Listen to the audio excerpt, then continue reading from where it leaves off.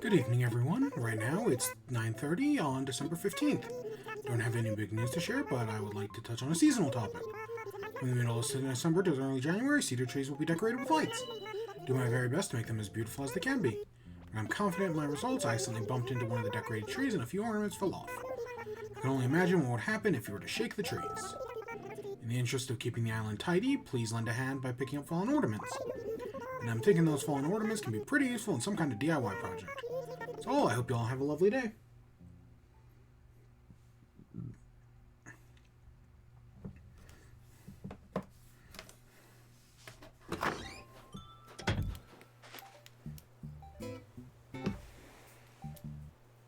Oh, that does work. That's interesting.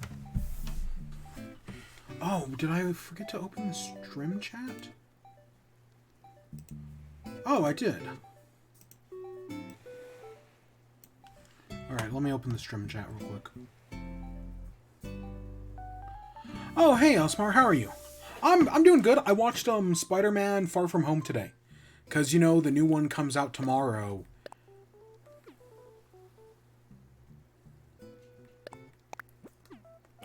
Okay, that's interesting. Yeah, the new Spider-Man comes out tomorrow, and yesterday I watched Homecoming, and today I watched Far From Home. And now tomorrow it's No Way Home. Oh, fudge, I forgot to put it in the ranking. We'll do it tomorrow.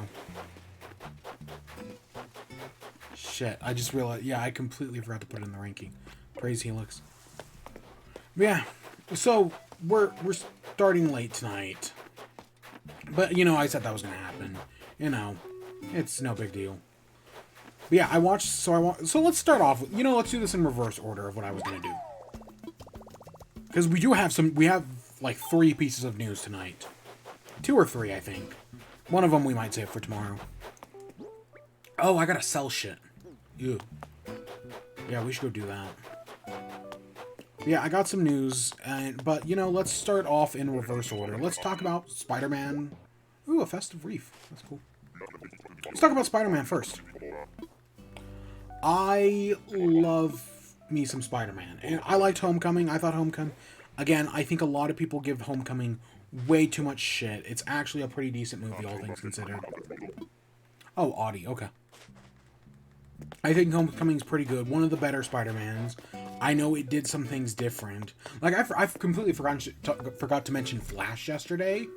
So, Flash is, like, the bully, right? He's the bully in Spider-Man. And, in the Tobey Maguire and the Andrew Garfield, he's, like, a big guy, and...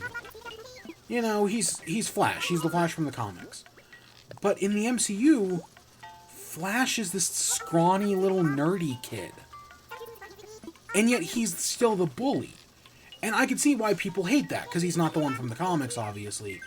But because, in fact, Flash is smaller than Peter is. So how is he the bully? But I think that's one of the great adaptations the movie makes. Is that because, well, yes, but like physical bullying still exists. I mean, when was the last time a kid got stuffed in a locker? Like, really? When was the last time that happened? I guarantee you it hasn't in a while. Probably not anyways. Mostly because lockers kind of don't exist anymore. In some parts of the country. But no, instead, bullying is more verbal nowadays. Or at least, it definitely feels like it. And there's a lot of, like, online internet harassment. In MCU, Flash it reflects that. It's not just like, oh, Peter Parker, I'm gonna beat you up. No, it's, I'm gonna harass you and bully you online. Oh, god damn it, did we not water this yesterday? Whatever. Yeah, I like that. I think that's a clever adaptation to it. Like... Because, sometimes those, like, as technology changes, adaptations have to be made. It's like, I'm going to use the Mean Girls musical as an example. Right, when the original Mean Girls came out, cell phones existed, but not really. And, like, things like Twitter and Facebook for sure didn't exist. Instagram. But when the original Mean Girls came out, they just didn't address that. Because, again, it didn't exist at the time. They didn't need to. But now it does. So in the musical, they just straight up address it. It's like, no, social media is a thing. People do get bullied on social media. They just straight up address it in the musical. Because, again, the musical was written, I don't know, a few years ago. So, yeah, that's one, and that's my opinion on the MCU Flash, is, yeah, bullying has changed a lot. Social media bullying's a thing.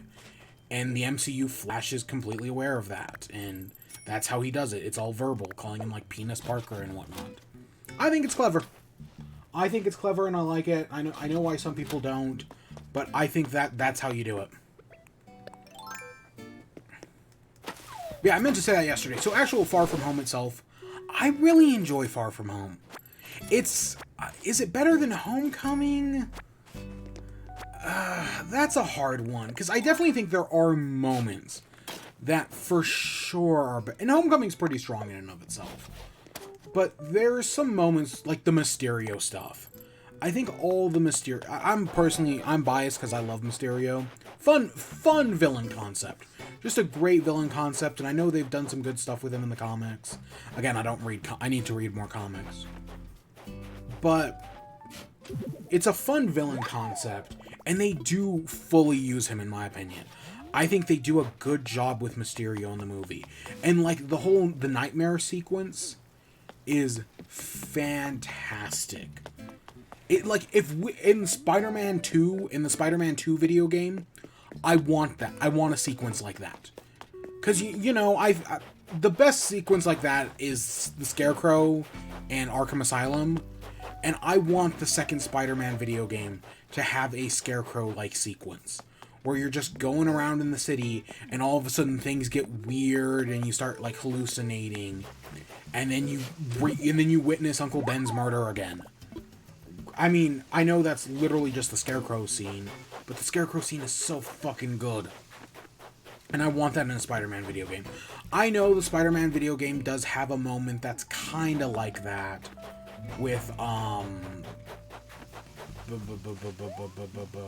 Scorpion? Because, like, Scorpion stings you and you start hallucinating as your brain starts decaying. So, yeah, there's kind of a scene like that, but you know what I mean. I want a full Mysterio thing. Here's to hoping. Again, Arkham City did an amazing job with it. Or Arkham Asylum, I mean. Yeah, so I think the Mysterio stuff is great. The romance stuff is decent enough. Like I said, I like the interpretation of MJ, that instead of being like the spunky, peppy one who's go get him tiger, no, she's more of like a cynic. Again, it's just adaptation to the modern times. She is the goth girlfriend that people want. Just calling it like it is. I don't know. It's different, but I'm fine with that. I'm fine with it being different. And yeah, I think the romance is decent enough. The Nick Fury stuff is weird, but then at the end when you find out he's a Skrull, it's like, okay, you know what? Fine, movie. Fine. You were clever enough to write yourself an out. Okay, fine. I'll give it to you. There are some, but the thing with Far From Home is there are some moments where I'm like, this is kind of cringe. There's a few of them, like, what's one? Oh, the Betty and Ned stuff, real quick, though, is fantastic. The whole romance between Betty and Ned, fantastic. Love it. It's so good, so funny. That works great, okay? But no, like, the cringe stuff, like, in the airplane, when Peter's trying to sit next to MJ, it's just like, it's a little awkward. Now, that does end with a very funny joke about how the wife, the teacher's wife faked herself being blipped out. Like, she basically faked her death. That's really funny. But other than that, that scene kind of goes on a little long.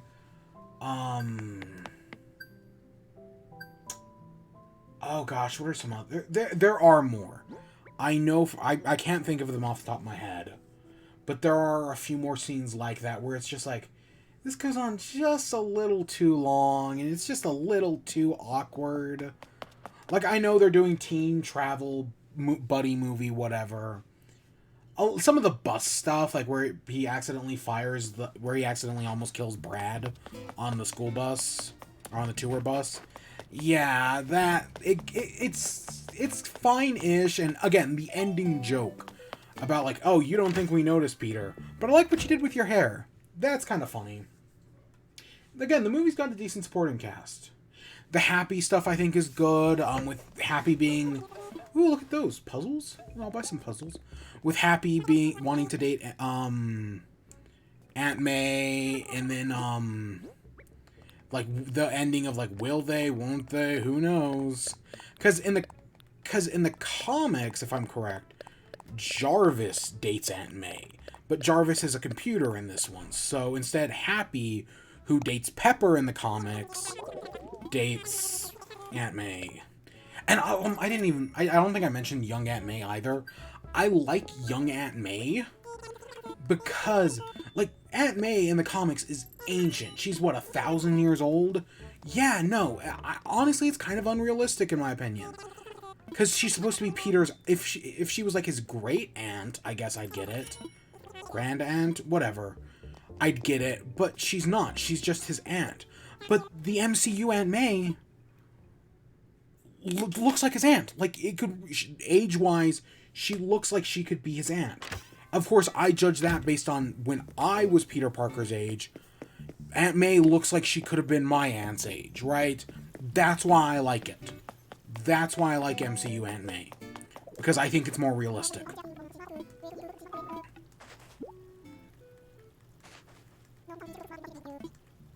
And then, what else?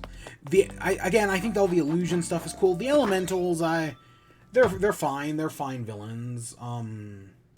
I know, and I do like with Mysterio, because he goes from, like, the fishbowl suit, but then at the end, he's in a mocap suit, with, like a fishbowl, like, controlling everything. So they do I just like the Mysterio suit becomes the mocap suit. I think that's kind of neat. Because you still get the classic suit. Ooh, okay, whatever. You get the classic suit that everybody loves, but then you get, like, this new, like, mocap, like, actor suit. And I think the whole reveal of Mysterio is so well done. Like, finding out that Mysterio, right? Because you think for a moment... Because the thing is, coming off of that movie, I think the movie 2 movies ago was Captain Marvel. And in Captain Marvel, the Skrulls, who, have always been big Marvel bad guys, were good. So it was like, okay, this is different. So when you go into Mysterio, like, we all knew Mysterio was going to be the villain, but because the Skrulls were just good a movie or 2 ago, it was totally possible that Mysterio could have been good. It was like a 1% chance, but it was enough to leave me being like, they always could. They didn't, and I like that they didn't, because I think the reveal scene where at the bar is great.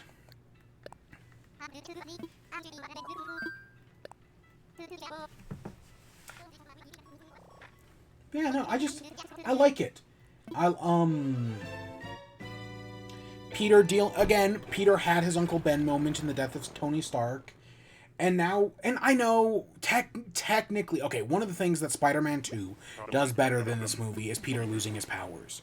Peter losing his powers in the second Raimi Spider-Man movie is pretty well done. I'm not going to say it's perfect, obviously, but I think it's pretty well done. And I like how they balance it, like, because Peter's just too stressed out in life. He's letting everyone down. He's failing college, and that's when it starts to get to him. And then he realizes, and he, like, tries to find balance. He can't. So then he just gives up. And he's just like, I'm just going to be Peter Parker. No more Spider-Man. But then he realizes that, no, that's not going to work. He has to be Spider-Man. And so, yeah, technically that's... And it's more like Peter Parker being like, oh, I can't be Peter Parker and Spider-Man at the same time. Giving up on one, and then deciding to do both. Literally getting himself stuck in a recursive loop. Is very on brand for Peter Parker. Like, that's his character. And yeah, the movie kind of... Far From Home deals with that. Because he wants to hang out with his friends and go on a date with MJ. Give her the Black Dahlia Rose. Whatever it is. But he also has to be Spider-Man and help save the world. So he's dealing with that, and because of that, his Peter Tingle isn't working. I know I remember seeing like someone go on a huge Twitter rant when the movie came out about Peter Tingle, and I don't I think it's fine, but I wish in the final, like at the end of the movie, he had said Spider Sense. I'm fine with them playing Peter Tingle as a joke for most of the movie. And then I wish at the very end he had said Spider Sense. Because, that was one of people's complaints with Homecoming, is that he doesn't use Spider Sense. Which he does in Civil War. Like, it's very apparent he uses it in Civil War. And there are moments in Homecoming where I'm like, yeah, I would say he's using Spider Sense there. But just because they don't, like, put, like, the weird swirly things on his head, like Into the Spider-Verse does. Oh, well, MCU Peter Parker doesn't have Spider Sense. Yeah, people are morons. But they had to go, like, more into detail on that, and... yeah. Well, anything else? Not that I can think of off the top of my head. Oh, well, I guess let's talk about the ending. Okay. When Disney and Sony broke up, I was like, you know what? Get your money, Sony, right? Like the whole Stan Lee lawsuit going on right now. I'm like, yes, get your money. Fuck the big corporations. Fuck the monopolies. Get your money. But the one thing that did suck about the Disney, and again, I don't take sides in these. Fuck the corporations. Everybody loses. But is that Spider-Man Far From Home ends on a cliffhanger of Peter Parker's identity being revealed, which has only ever happened like once or twice in the comics.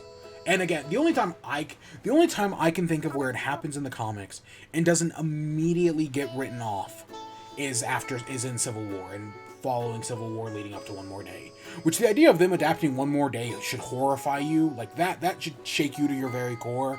But they seem to be integrating Spider-Verse into this, so I'm sure it'll work out fine. Well, as long as they don't even mention Mephisto, it'll all work out. Probably. But, that ending scene of Peter Parker's identity revealed. Again, I like the MCU Spider-Man. It's doing things differently. The MCU, like, growing up, I always thought, like, oh, superheroes never reveal their secret identities. And so, at the end of the first Iron Man, when he reveals he's Iron Man, that was such a big deal, because superheroes never revealed their secret identities. And admittedly, in the modern world, it's harder and harder to keep a secret identity. So I kind of get it, and like the MCU definitely thought ahead by just having his secret identity be revealed. Like they wrote themselves out of a problem they didn't even realize they could potentially have. Because again, this was 2008. This was a very different time. But yeah, Peter Parker's identity, because that's such a big deal, because if his identity ever gets revealed, his loved ones always get hurt, and that's how it works in literally every Spider-Man movie. Aunt May gets kidnapped how many times? MJ dies in basically all three Spider-Man, or almost dies in all three Spider-Man movies. Gwen Stacy's dad dies in the first Amazing Spider-Man. Gwen Stacy dies in the second one. Yeah, no, that's a real thing. When in Homecoming, when the Vulture finds out Parker's secret identity, the first thing he does is threaten his family. Yeah, like, I don't think it's before threatening him, but it's like, he's like, I'm gonna kill you, and I'm gonna kill everyone you love. That's how the Vulture, like, opens that conversation. Because the Vulture is a family man. Like, that's his whole motivation, is to get money for his family. Which, again, that works really well.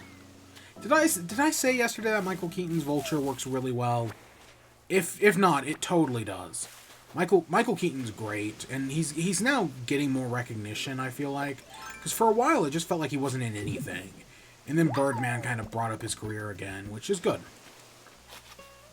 But yeah, Michael Keaton's working class villain against, like, the big corporation Tony Stark. Great. Proletariat liberty. Fuck Tony Stark.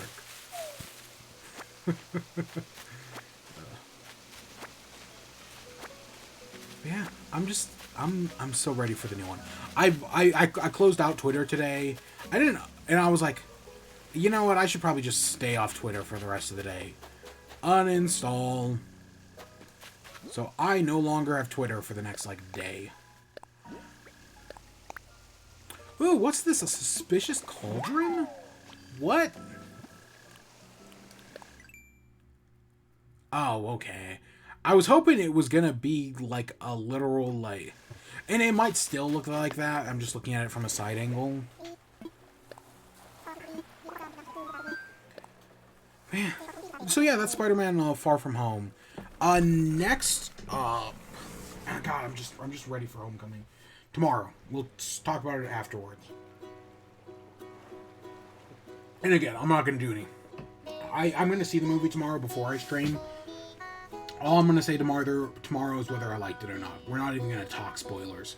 Like, even though we have spoiler tag, not even going to use it. We're not even going to... I'm just going to say I liked it, I didn't like it. And that's it. That's all I'm going to say tomorrow. And in like a week's time, we'll talk about it. So like next Thursday or something. Oh, wait. Maybe next like Tuesday, because I know I'm going to be off for a little bit. So we do have some things to talk about. We have an Indie World Showcase. And we have a Pokemon thing got revealed today. I'm going to start with the Indie World Showcase. So I've said in the past that an Indie World Showcase is a success as long as you walk away with one thing you like. As long as there is one thing you are interested in, an Indie World Showcase is a success. Of course, there's been one Indie Showcase where I have liked everything. It only ever happened once. But there was a showcase where I liked everything, which was great. Like, that sounds amazing. I think I only ever picked up like 3 of the games in the showcase, and I'm pretty sure a few of them haven't come out. But you know, it's a start. You've got to start somewheres. Okay, 96 bells. I think we might be in fluctuating territory.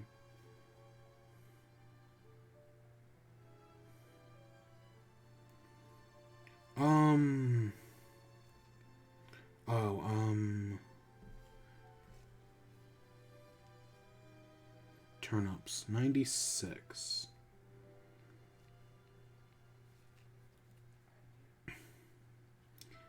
We're either in fluctuating, or we had a spike yesterday and I completely missed it. Yeah, we're either in fluctuating or we had a spike yesterday and I just completely missed it. Which makes me think I should sell right now. Because if we had our spike yesterday, we're not going to go up any higher.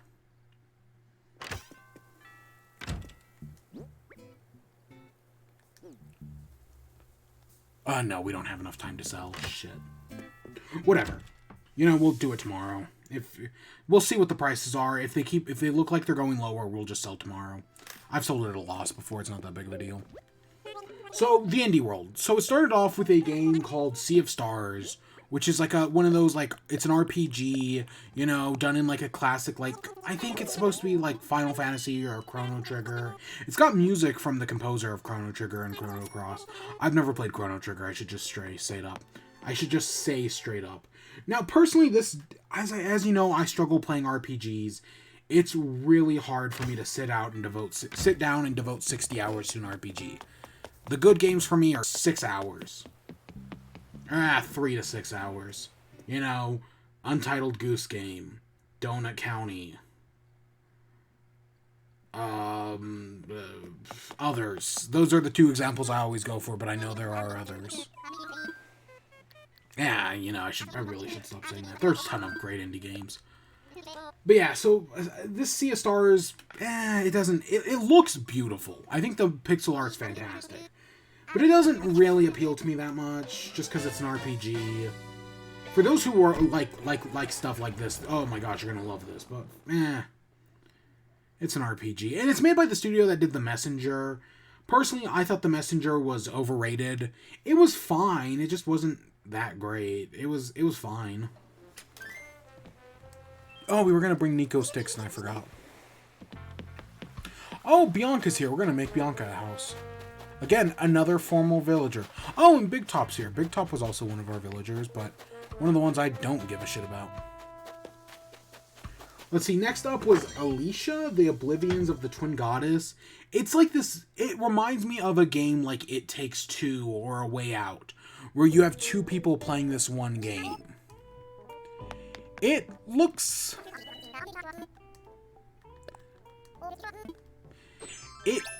okay, on one hand, I'm like, no, this looks fine. It's like a puzzle, like, you're, like, trying to solve, like, puzzles in this dungeon. And on that hand, I'm like, no, this looks good. My worry is the controls. Because, so, there are two different people playing this game. And you can do co-op, you can, like, do single player and switch between the two. But one player... Oh, a snowy vacation home. Okay, we can do that. One player uses motion controls to move around.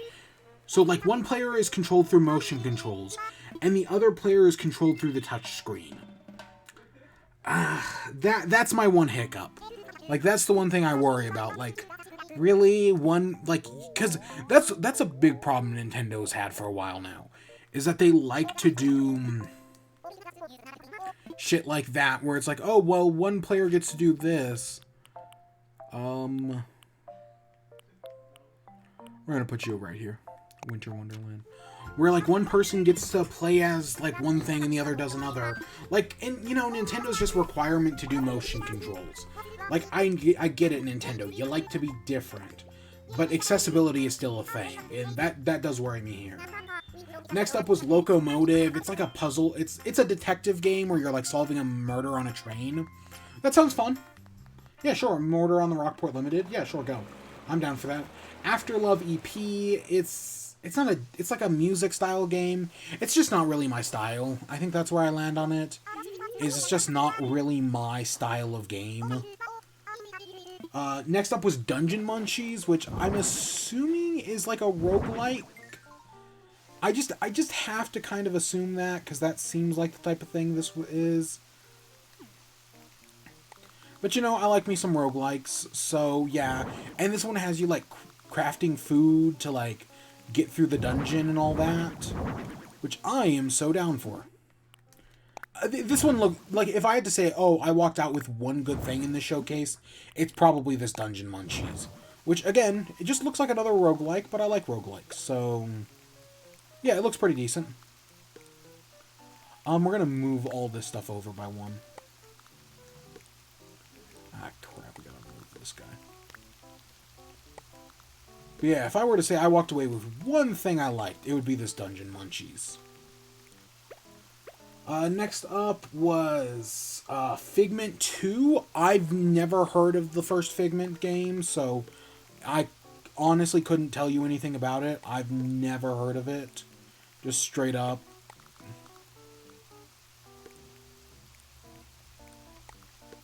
So I don't know. But yeah, again, it's a thing. Do we have cedar trees? Yeah, I want decorated cedar trees instead of what we have right now.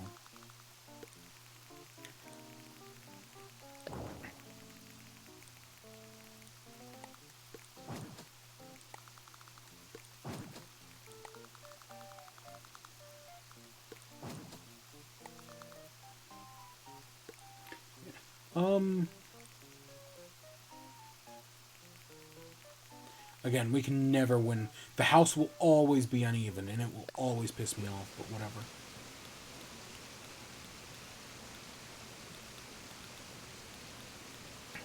I actually want to do something.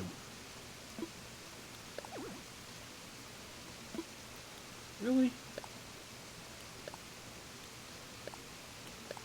Yeah, I want to do something like cozier.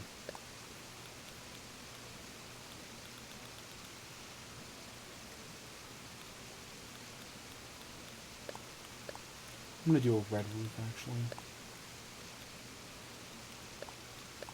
Yeah, like that. Like a light brown log cabin.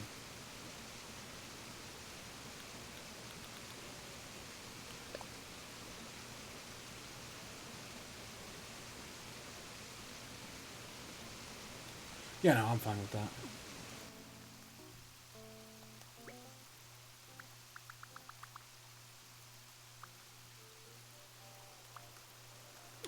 Yeah, just early in the morning. That seems good. So let's see. Next up was Let's Play Oink Games. So Oink Games is they make some board games. I do actually own one of them. I own A Fake Street Artist Goes to New York. It's fun. It's like Pictionary mixed with like one of those like spy games. It's fun. I like A Fake Street Artist Goes to New York.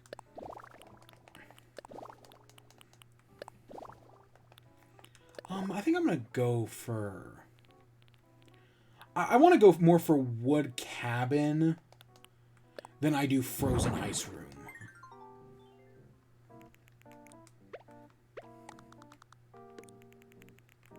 Yeah.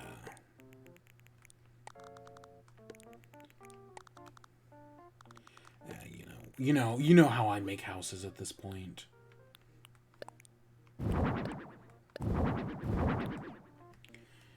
But yeah, so A Fake Street Artist in New York is pretty good, and A Fake Street Artist in New York is part of this collection, so you can look up videos on it. I think I remember Polygon having a good video on it for their D&D series, so that's probably a not terrible place to start.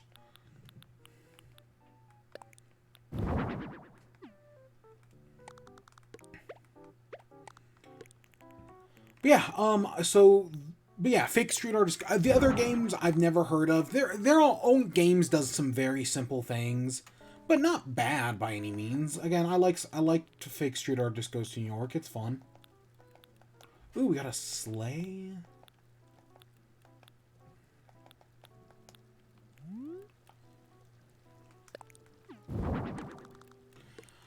Next up was Ollie Ollie World. I played one of the Ollie Ollie games. I can't tell you which one I played.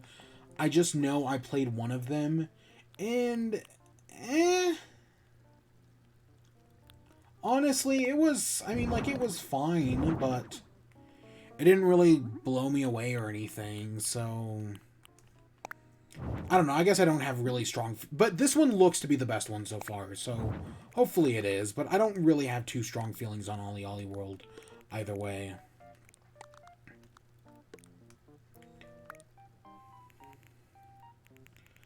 I'm thinking of moving all this over and putting like a Christmas tree in the corner up here. Assuming we have access to that. We'll have to look. Next up, River City Girls 2. So the original River City Girls I never played. I'm just not a fan of beat 'em ups, honestly. Like I can't get into like Streets of Rage and whatnot or River City Rampage. Just not my style of game. Yeah, that's not bad. I'm gonna put something up here, but I don't know what. So, I know there was a sleigh over here.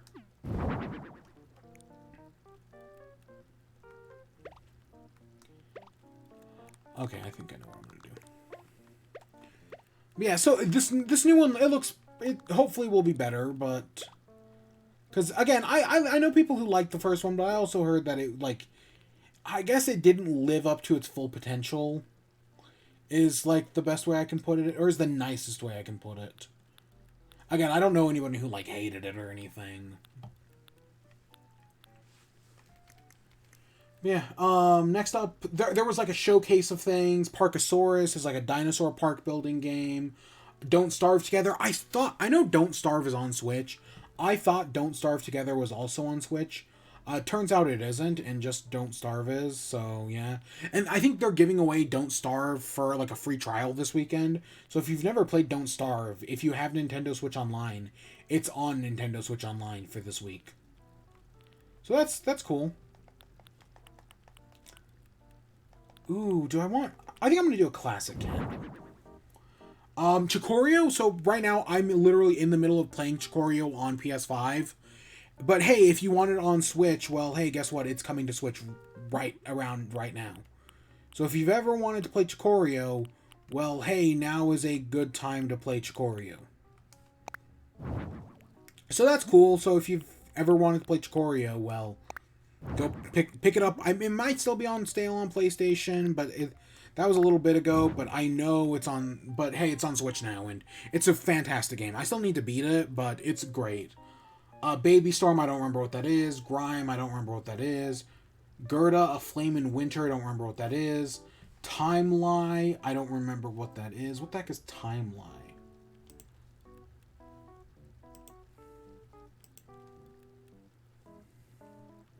Looks to be a puzzle game. What does this remind me of? It wasn't called Oxygen. It was called... This reminds me of, like, you're building, like, paths for people to follow and, like, avoid guards and whatnot. This definitely looks familiar. I've definitely seen a game just like this. Yeah. And then they ended off... There was another game here, Behind the Frame, Finest Scenery, which is like a painting game. Okay, so Behind the Scenery, it's like this painting game, but in some ways it gives me vibes of Ursula's House from Kiki, which I know that's my one point of comparison, but I love Kiki, so that's why. So that gets me interested in this. But if I've learned anything playing Chicorio, I can't paint. I try my damnedest, but I can't paint. Still love the heck out of Chicorio, because it doesn't really need you to paint. We're gonna put something above the bed. And then they ended off with Omori. Omori is an Earthbound-like. You know, it's in that category of Earthbound-like. Like games like that. And, I've heard of this before, but I couldn't tell you anything about it. I just know it, like, looking at the art style, it looks so familiar, but I know literally nothing. So I'm not the best judge on this. It's probably good. I think it came out like last year or 2 years ago. I've definitely heard of it. But yeah, so that's a game that's coming out soon.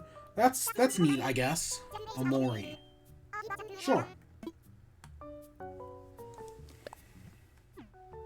Yeah, I like Bianca's little cozy winter home. That's cute. Again, I'm always down to get some of our old villagers back here. Yeah, and that was the Indie World. Again, the big thing for me is Dungeon Munchies, which, again, I only have a passive interest in. So, admittedly, this was not my favorite Indie World. I know there was no Silksong. I've given... You know, if Silksong shows up, it's going to show up at a Nintendo Direct. It is more than popular enough. It holds more than... You know, we're going to go back and collect some sticks and come back here. We're going to give sticks to What's-His-Face. We're going to do that right now. Yeah, it has more than earned its place amongst these other games. Let's see if anyone else showed up real quick. Oh, look at you, dog. You're cute. Yeah, Silksong has more than earned its place amongst all the AAA Nintendo games, amongst anything that gets nominated for Game of the Year. It doesn't need to be in an indie showcase. It can be... They can show it wherever they want, honestly. And it'll happen when it happens. Like Bayonetta, like Metroid Prime 4, it'll happen when it happens, and I know it'll be great. So I'm in no rush, so that was not a factor. And I said this a year ago, I think. I said something like that a year ago.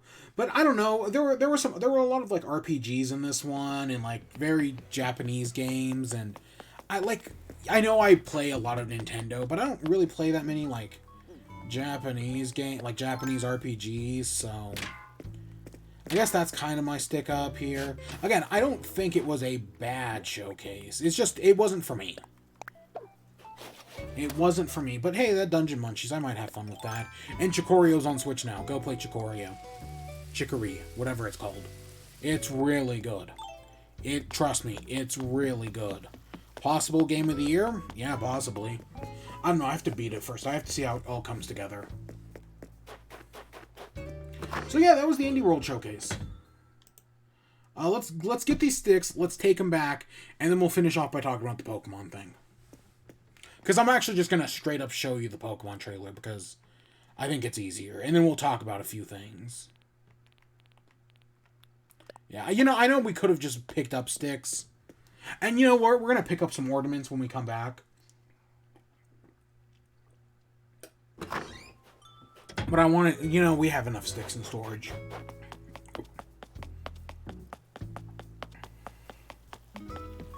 We'll check that when we get back. You know, if I had had more time, I would have done turn-ups.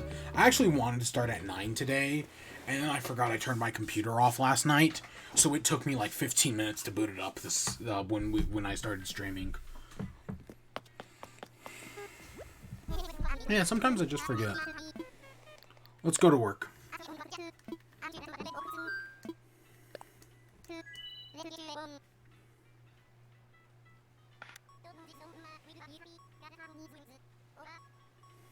Oh yeah, I already own that. See, again, it's what I'm talking about. I can't play RPGs. I see Nier Automata, and I'm like, oh gosh, yeah, I own that, don't I?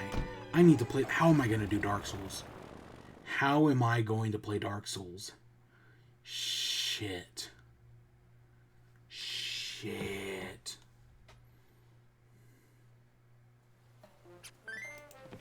We'll get to it when we get to it.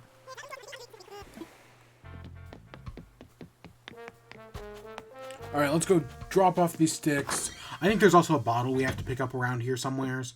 And then we'll head back and we'll do some ornaments and whatnot. Well, we'll watch the Pokemon trailer first. I don't know how many sticks he needed. I just know he needed some.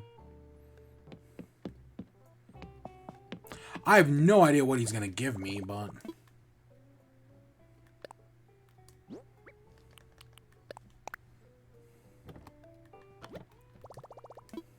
check material list. Tree... Oh, we needed... Oh, we'll bring the wood tomorrow. If he needed wood, we'll just bring it tomorrow. I remember the game just telling me tree branches.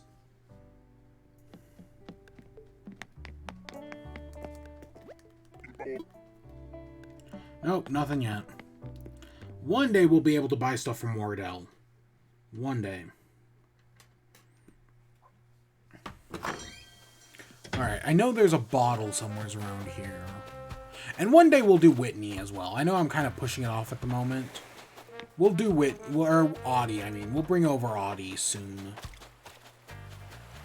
Probably maybe like a Saturday or something. Because I do want to bring her over. Assuming she's up here hanging out on the beach on this Saturday. Because, well, I know we could just go to our island and be like, hey, do you want a roommate? I'm waiting for her to be at the beach, because I think that's probably the most opportune time. Because we can go get, what's-her-face, come back, and then maybe even mess with the RNG to get Audie out, or Whitney out. We'll figure it out. I know there's a way. Oh my gosh. Yeah, I'm going to bed immediately after we end this. I'm so behind in the stream. I was so behind in the stream archive. And then I got caught up just to immediately get behind again. Alright, so we got a new Pokemon trailer. And let's take a watch, shall we? It's 2 minutes. It's not too long. So, Legends Arceus. Again, the game comes out in a month. It's a little bit more than a month, but yeah. Because I don't think this delayed it. So, this is mostly about new characters, because we got the Hisui and Voltorb earlier in the week. We got the Diamond Clan and the Pearl Clan.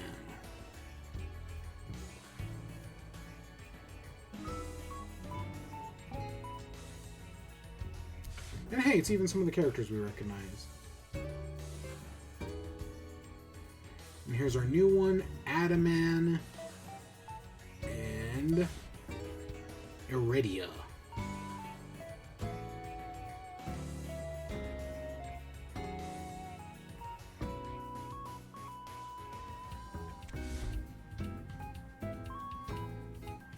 Go.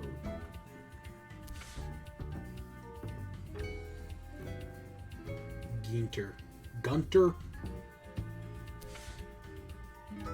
And Volo. Oh, we're going to talk about Volo. Boo. And yeah, that's it. A month away. So it's just some new character stuff. But there is some interesting things there. So the first thing I want to talk about is the Diamond and Pearl Clan. First on, I just think that's kind of clever. I gotta find the clip real quick. Where do they talk about it? I want a clip of them saying it real quick. Give me a second. I'm looking through the trailer. Here it is. So the first thing I want to talk about is, in this, I wish that I hadn't let myself get dragged into arguing with you. Almighty Sinnoh, forgive me.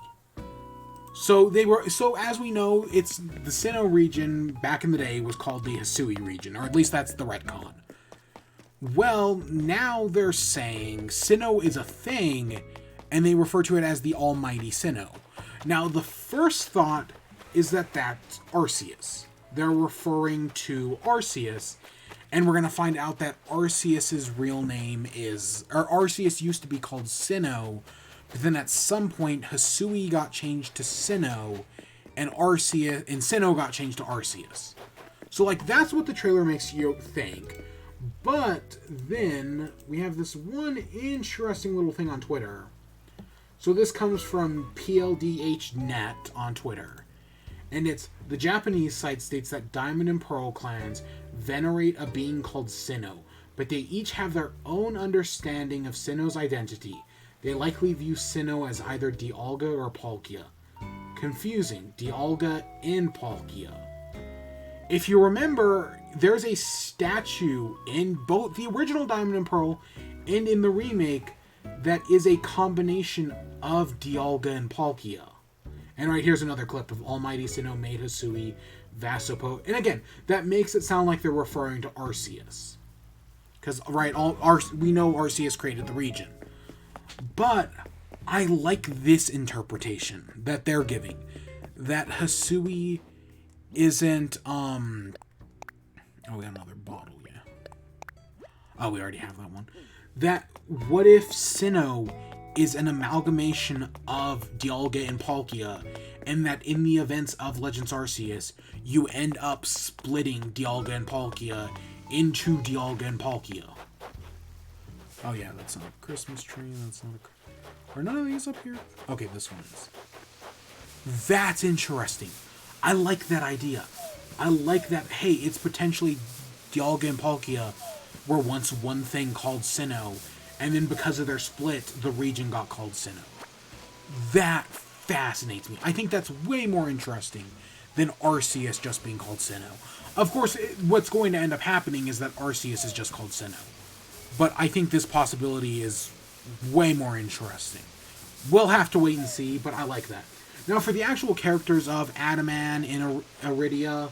Now, so as you know, a lot of characters in this Legends Arceus are like ancestors of characters we know in Diamond and Pearl, right? Like there's that one girl, the head of the Galaxy Company is the ancestor of Cyrus. In the trailer, you saw the ancestor of Mars. And there's the two others you saw in this trailer. But what about these new characters, Adaman and Iridia? Are they? Who are their ancestors? Now, the one I've seen that people are saying is Adaman is Sycamore, right? Professor Sycamore from Gen 6. Because we know one of the characters, that cowboy guy from the Pearl Clan. Let me see, where is he? Leon, this guy right here. His hat and like some of his design matches the Gen 5 gym leader who's like a cowboy. So that's like, so we know they're not all coming from Sinnoh. So the chance that, hey, this guy, this Adaman could be the Gen 5 gym leader, or Professor Sycamore. Yeah, I guess it's totally within the realm of possibility. But then what about Iridia? She doesn't seem to look like anybody else, except for the Gen 3 trainer, May, and the Gen 6 trainer, Serena.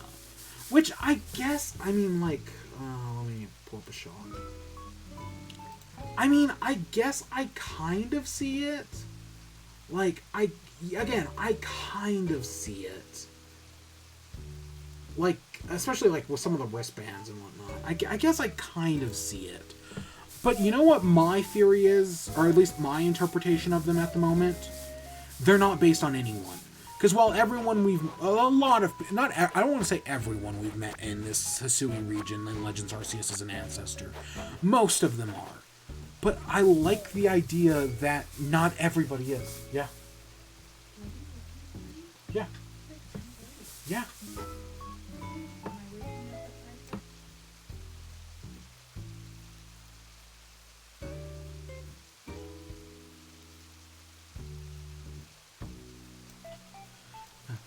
So what was I saying? I got interrupted there.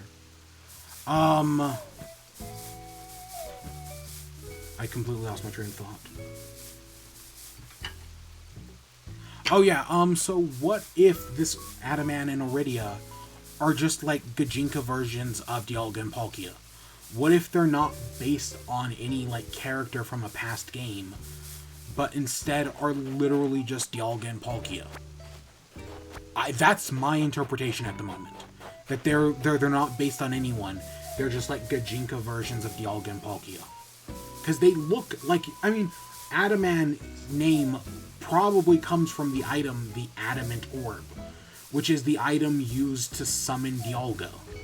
Iridia is not based on the Luster Orb or whatever the other one is. I don't remember. But yeah, so that's my interpretation at the moment. That they're not based on anyone. They're not anyone's ancestor. They're new characters, and I like that. I think that's way more interesting. So that's those two guys. So that's those two characters.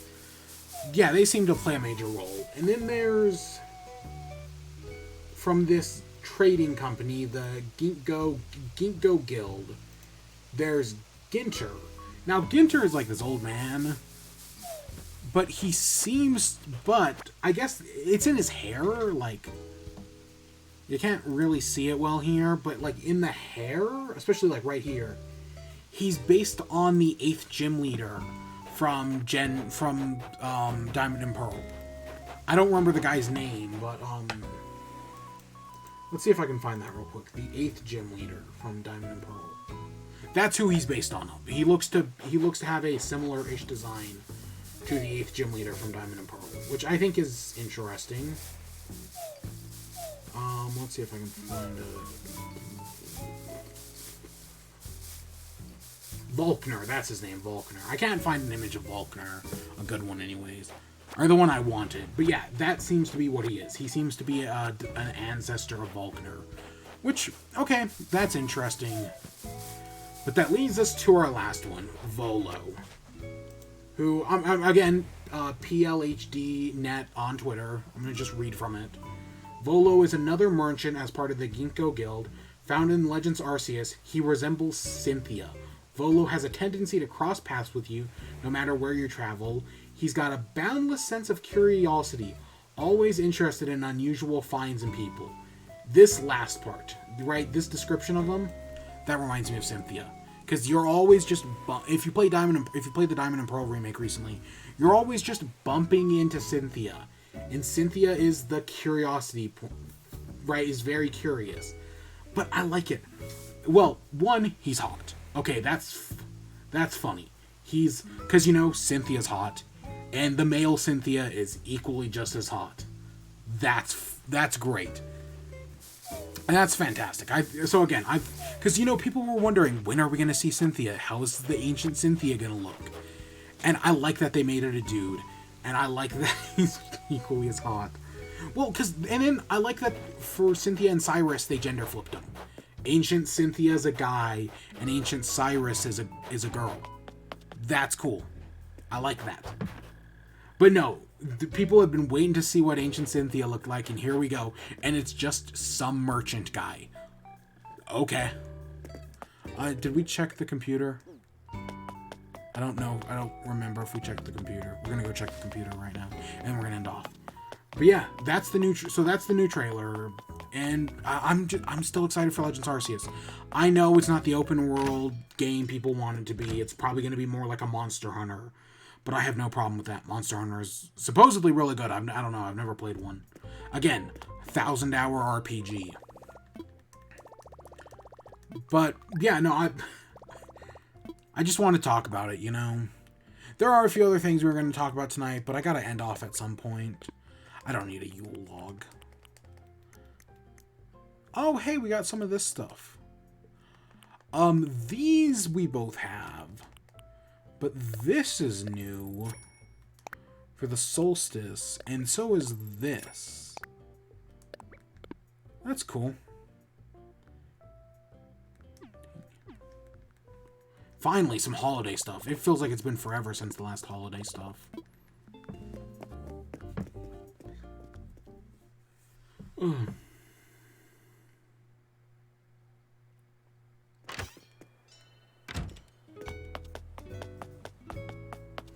Yeah, so that's the new Legends Arceus stuff.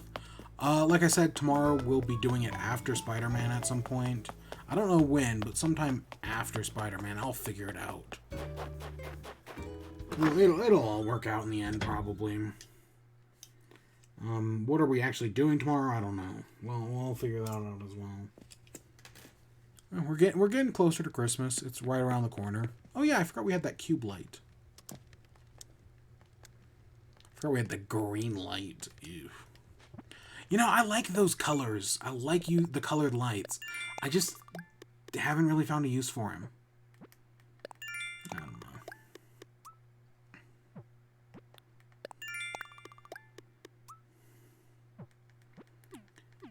But yeah, I think that's where we're gonna end off for the night.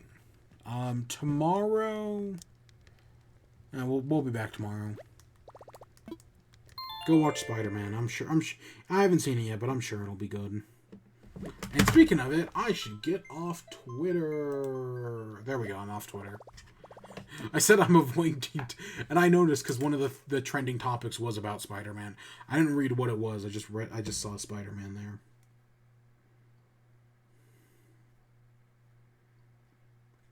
Oh, is Nier Replicant also on sale? $24. Okay, now I'm good. And yeah, we'll be back tomorrow. With that, I hope you all enjoyed. Stay tuned for more. Till next time, peace.